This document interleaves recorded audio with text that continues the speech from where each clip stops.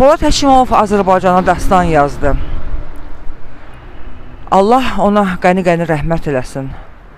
Bu günlərin Polad Həşimovun Mövlud günüdür. Şəhid olmasaydı 51 yaşını qeyd edəcəkdik.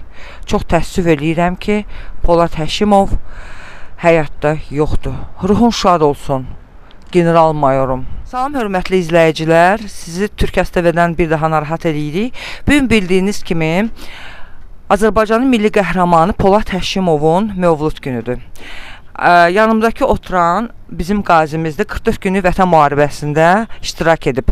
Allah can sağlığı versin. Nə deyə bilərsiniz Polad haqqında? Siz bizim baş tacımızsınız. Çox sağ olun.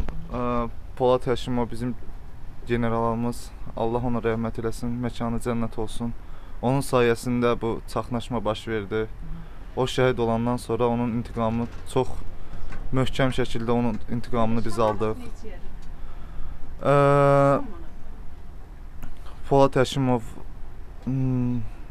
əsgərlərlə çiyin-çiyinə döyüşən general kimi tarixə yaddaşa yazıldı. Allah ona rəhmət eləsin. Allah onu məkanı cənnət olsun. Onun sayəsində bu torpaqlar geri qayıtma ərəfəsinə qayıtdı.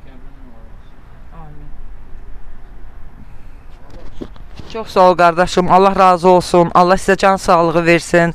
Siz də 44 günlük vətən müharibəsində iştirak eləmişsiniz, siz bizim baş tacımızsınız. Xoş gördük sizi. Öncəliklə yeni iliniz mübarək olsun. Sizi Türk STV-dən narahat edirik.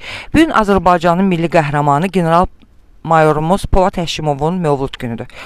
Onun haqqında nə deyə bilərsiniz? Allah qəni-qəni rəhmət eləsin. Şəhidlərimizin hamının yeri cənnətdir. Heç nə, başımızın ucalığıdır, fəxrimizdir. Azərbaycan fəxridir. Allah ona qəni-qəni rəhmət eləsin. Hər vaxtınız xeyir olsun. Öncəliklə yeni ilinizi təbrik edirəm. Sizi Türk STV-dən narahat edirik. Bugün Azərbaycanın milli qəhrəmanı Polad Həşimovun Mövlud günüdür. Bir kəlmə ondan deyin də, zəhmət olmasa. Polad Həşimov igid oğlan idi. Allah ona rəhmət eləsin. Mən onu həmişə alqışlamışam. Allah rəhmət eləsin. Təşəkkür edirəm. Çox sağ olun. Allah razı olsun.